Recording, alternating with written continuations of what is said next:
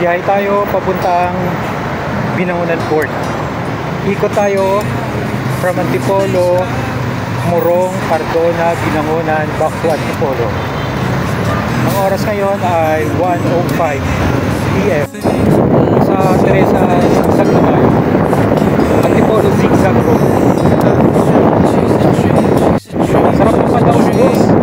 Hindi na ako babalik dito. Doon ako sa Binangonan, sa Quarry sa Kanalaan. Taas-taas pa doon.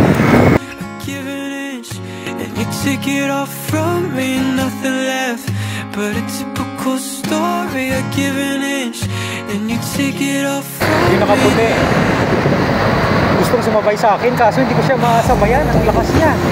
Sabi ko, mauna ka na lang. Mabagal ako eh. Pang dito ride lang. Ride talaga.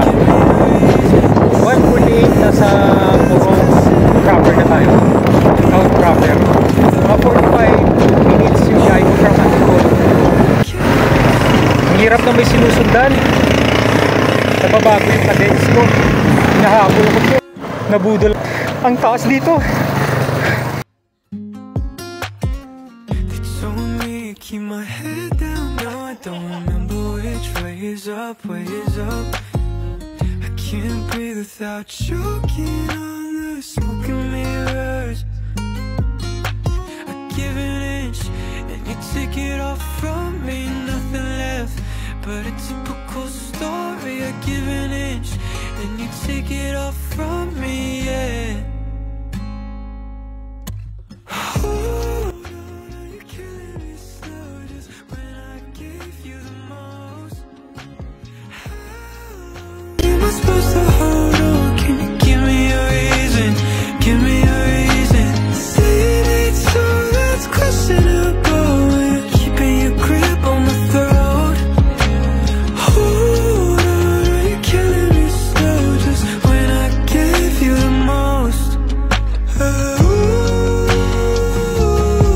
And when you're finally alone. Dito na tayo sa Quarry Road at ang tawag dito. Mahaba-habang ahon to pero kakayanin. How long am I supposed to hold on? Can you give me a reason? Give me a reason. Say it ain't so, that's questionable.